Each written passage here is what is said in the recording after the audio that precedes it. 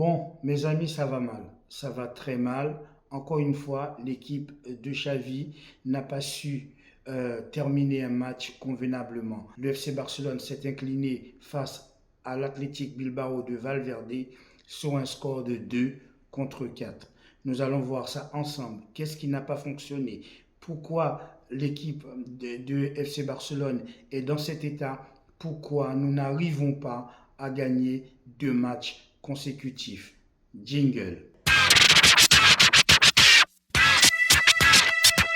Salut à tous, bienvenue dans cette nouvelle vidéo pour le débrief du match qui s'est terminé sur un score de 2-4 entre FC Barcelone et Athletic Bilbao.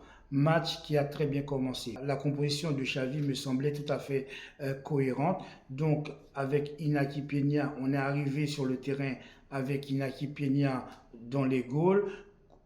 Arroyo associé avec Christensen dans l'axe central. Sur le côté droit, nous avons Jules Koundé et sur le côté gauche, Baldé. Au milieu de terrain, il va mettre De Jong en sentinelle devant la défense. À sa gauche, Gundogan et à droite, Pedri. Devant, on va avoir Ferran Torres sur le côté gauche, Lamine Yamal sur le côté droit et dans le centre de l'attaque avec Robert Lewandowski. Comme à chaque fois, qu'est-ce qui va se passer? Eh bien, dès l'entame du match, nous allons encaisser un but.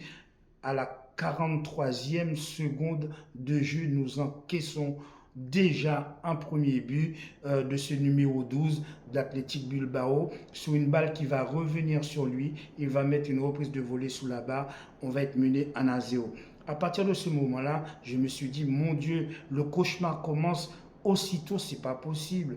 Comment cela peut-il être possible d'être aussi déconcentré et se faire mener à chaque fois, d'être la risée du monde à encaisser un but dans les 5 à 10 minutes de jeu. Des fois, c'est dans les 5 premières minutes. Des fois, c'est dans les 10 premières secondes. Et là, cette fois-ci, c'est à la 43e seconde. On va encaisser ce premier but.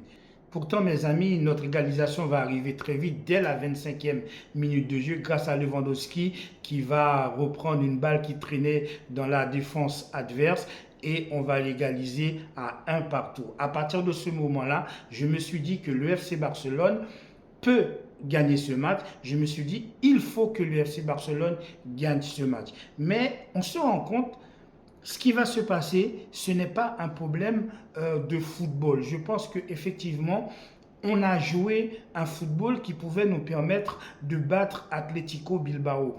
Le problème, il est ailleurs, il est ici.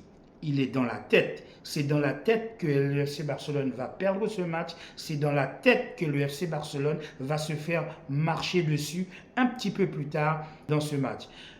Valverde, qui a entraîné le FC Barcelone, connaît parfaitement la mentalité de ce club. Donc, il a pu dire à son équipe, donc Athletic Bilbao, que le FC Barcelone en ce moment est dans une mauvaise phase, est dans une phase très critique. Il faut profiter pour mettre le pied sur le cou des joueurs du FC Barcelone.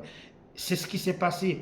Donc, bien qu'on a égalisé un partout à la 25e minute de jeu, on va marquer un deuxième but pour mener au score grâce à un travail exceptionnel de Lamine Yamal sur son côté droit qui va éliminer et qui va piquer dans l'axe, qui va enrouler une frappe superbe dans le petit filet opposé de l'Athletic Bilbao. Le FC Barcelone va mener 2-1.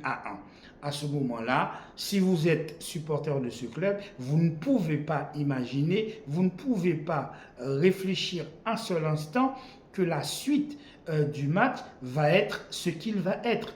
C'est impossible. Lorsqu'on est supporter du FC Barcelone, on se dit, cette fois-ci, c'est pour nous. Cette fois-ci, on va gagner ce match. Eh bien non, ça ne va pas du tout se passer comme ça. D'ailleurs, Baldé va se blesser très vite.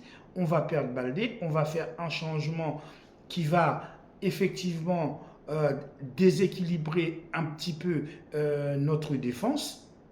Et on va se faire remonter à 2 contre 2, mes amis.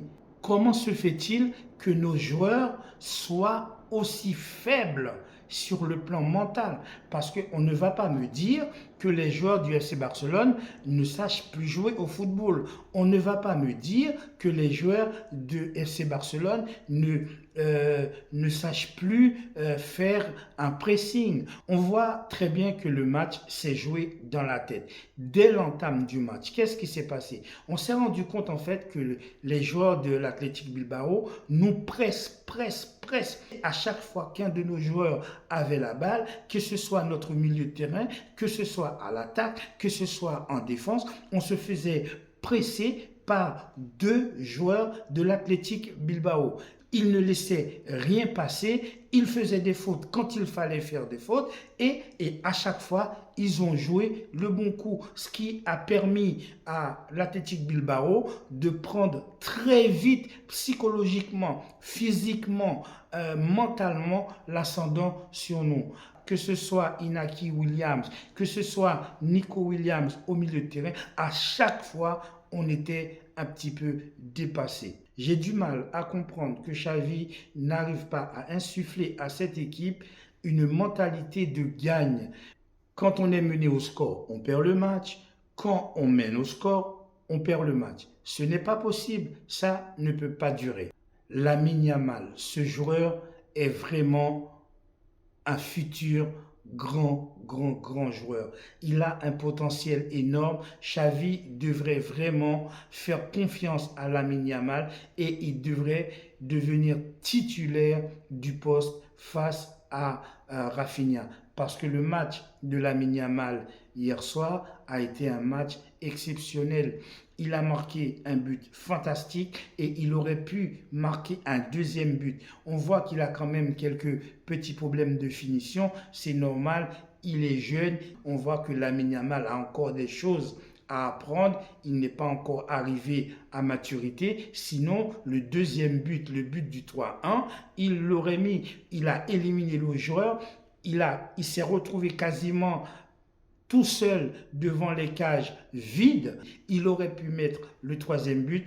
Malheureusement, il s'est précipité et la balle s'est envolée dans les nuages. C'est là qu'on voit que quand on a un jeune joueur, il faut continuer à le faire travailler, il faut continuer à le façonner de manière à ce qu'il puisse progresser en maturité. Cette fois-ci, on voit que Lamine Yamal manque de maturité, manque de sang-froid. Alors qu'il a marqué 10 minutes d'avant un but exceptionnel qui était largement plus difficile, et là, il vient de rater un but qui est quasiment immanquable, que 90% des joueurs auraient marqué, parce qu'il a fait le plus difficile, il a éliminé le défenseur, mais il a raté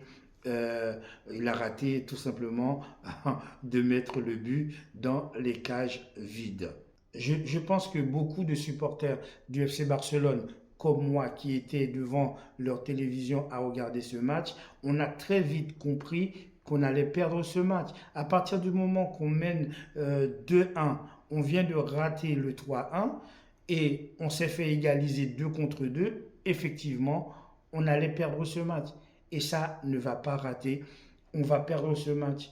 Lorsque on va entamer donc les prolongations, ça va être de plus en plus compliqué. Les joueurs de l'Atlético Bilbao vont être de plus en plus durs, de plus en plus âpres. Ils vont essayer, ils vont nous presser, ils vont continuer à jouer un football de guerrier et ça, nous ne savons pas faire. Il faut le reconnaître, ce type de football guerrier, ce type de football, on est incapable de le faire. Je ne sais pas pourquoi. Autant Athletic Bilbao est capable de le faire, autant Atlético est capable de le faire, autant Betis est capable de le faire, autant le Real Madrid est aussi capable de le faire. Nous, le FC Barcelone, on est incapable de mettre de l'intensité dans le match, on est incapable de presser à un joueur, à 2 joueurs, à 3 joueurs, on est incapable de mettre un pressing haut de manière à étouffer l'équipe adverse. Eh bien, on s'est fait piéger dans ce match, on s'est fait avoir dans ce match et ça ne va pas louper. Inaki Williams va marquer le 3e but dans une espèce de cafouillage défensif. On voit que notre équipe n'est pas du tout stable sur le plan défensif. On prend en moyenne 2 buts par match. Inaki Williams nous a fait mal avec ce 3e but, mais le 4e but, s'il vous plaît, dans les ultimes arrêts de jeu, quasiment dans les ultimes arrêts de jeu, que Nico Williams va mettre cet extérieur pied droit fantastique pour marquer le 4e but qui va nous enlever tout espoir de revenir au score. Je dois dire, c'est sévère. C'est sévère. Maintenant, on va poser la question à chaque débrief, à chaque match du FC Barcelone. La question revient sur la table. Que faire de Xavi? Est-ce que Laporta va continuer encore une fois à soutenir Xavi? Est-ce que Deco va continuer encore une fois à soutenir Xavi? Lorsque on voit que ça ne va pas, lorsque on voit que la mayonnaise ne prend pas, lorsque on voit tout ce qu'on essaye, ça ne fonctionne pas, arrivé à un certain moment, il faut un électrochoc. Et cet électrochoc, malheureusement, c'est Xavi. Xavi doit quitter le club.